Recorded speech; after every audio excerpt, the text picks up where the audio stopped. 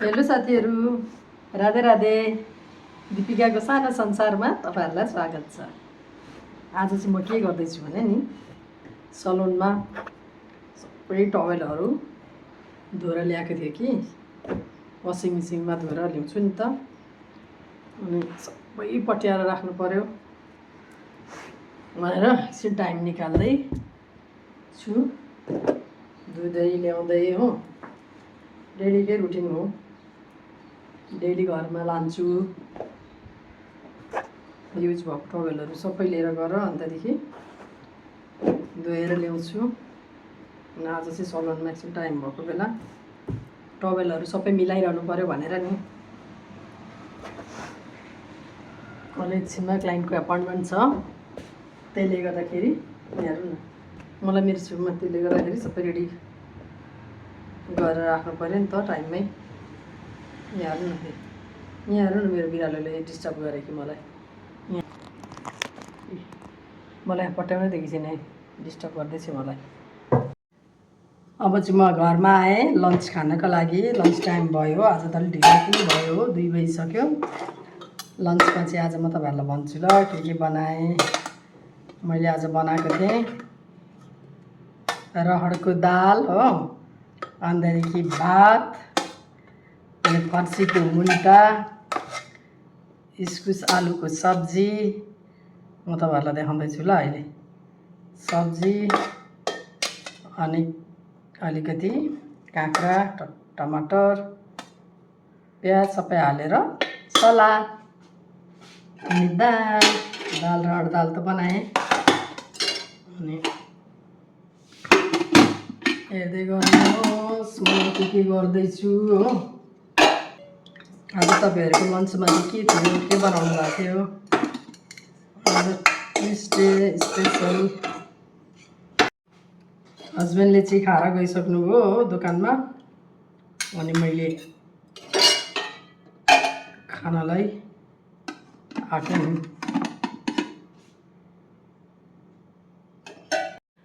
मेरो चाहिँ आज लन्चमा यो सबै छ, हेर्नुहोस् है। मैले के बनाएको थिएँ नि त। यी सलाद पनि भयो, इस्कुस र आलुको सब्जी, मुन्टा, भात, अन्तदेखि दाल, मोही। अहिले गरममा त मोही बिना खानै सक्दिनँ। गरम न जाडोमा त जहिले तहिले दही मोही त खाइ नै रहन्छु प्राय। अब म पनि बसेँ खाना लाएँ हो। अनि अलिकति चाहिँ चटक्क अब घिउ अलिकति माथिबाट हालेपछि चाहिँ टेस्टी हुन्छ नि त दाल भातमा होइन। अहिले यता खानु पर्यो, यसो ताकत पनि त आउनु पर्यो। अब हाल्ने हो दाल,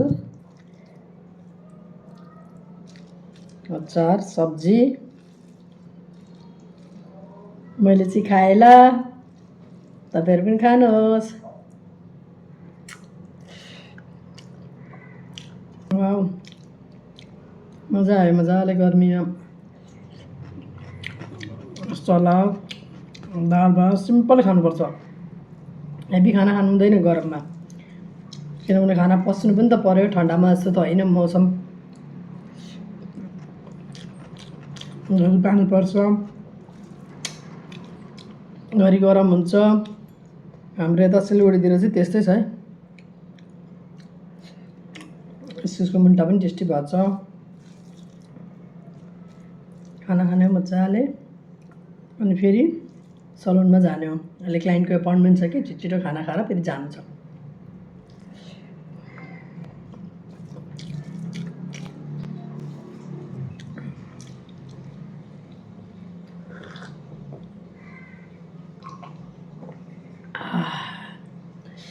यति ठन्डक हुन्छ नि, 1 गिलास मोही खाएपछि। पनि धेरै कामहरू छ, छिटो काम सकेर क्लाइन्ट पनि लिनु पर्यो, प्लस घरको साफसफाइ यताउति पनि गर्नु पर्यो।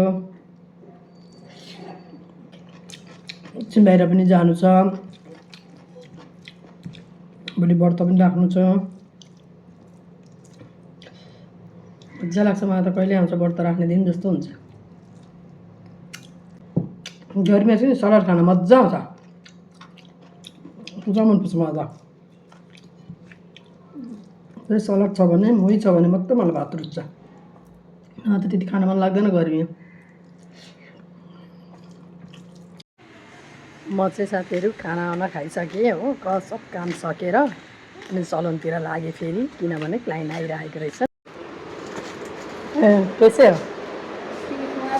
मैं भी ठिक हो फेसियलको लागि क्लाइन्ट आएको थियो हो अन्तदेखि क्लाइन्ट सकेँ अनि क्लाइन्ट सकेर चाहिँ आफ्नो पनि अलिकति हेयर वास गरेर छोडिरहेको थिएँ अलिकति सेट गर्नु पऱ्यो अन्तदेखि यो ब्रसको बारेमा पनि तपाईँहरूलाई भन्नु पऱ्यो देखाउनु पऱ्यो भनेर नि यो ब्रस चाहिँ नि एकदम ड्रायरको पनि काम गर्छ प्लस सेटिङको पनि काम गर्छ अन्तदेखि कोमको पनि ब्रसको पनि काम गर्छ यस्तो राम्रो छ कि यो ब्रस 3 in 1 काम गर्छ म चाहिँ प्रायः आफ्नो लागि प्रायः युज गर्छु हो यो चाहिँ अनलाइनमा पनि पाउँछ तर यो एक्चुअली यो चाहिँ मेरो बहिनी बाहिर छ कि युकेमा उसले उहाँबाट पठाइदिएको मलाई म आफ्नो लागि चाहिँ युज गर्छु कहीँ त जाँदा ओर्दा ट्राभलमा पनि लिएर जान्छु साह्रै सजिलो हुन्छ क्या तपाईँहरूले पनि लिन सक्नुहुन्छ अनलाइनमा पाउँछ यो राम्रो हुन्छ हेर्नु न कस्तो मजाको भयो एकैछिनमा छिटो पनि हुन्छ हो एकैचोटि कस्तो लाग्यो तपाईँहरूलाई कमेन्ट गर्नुहोस् ल अनि फेरि नेक्स्ट अर्को क्लाइन्ट पनि आयो हो अनि क्लाइन्ट पनि लिएँ अनि सकेँ ल त साथीहरू आजको मेरो यो सानो ब्लग यहीँ खतम गर्दैछु अनि फेरि भोलि नयाँ ब्लग लिएर आउँछु तपाईँहरूलाई कस्तो लाग्छ मेरो डेली ब्लग हेर्नुहोस् अनि लाइक कमेन्ट सेयर गरिदिनुहोस् सब्सक्राइब पनि गरिदिनुहोस् bye bye love you all thank you thanks for watching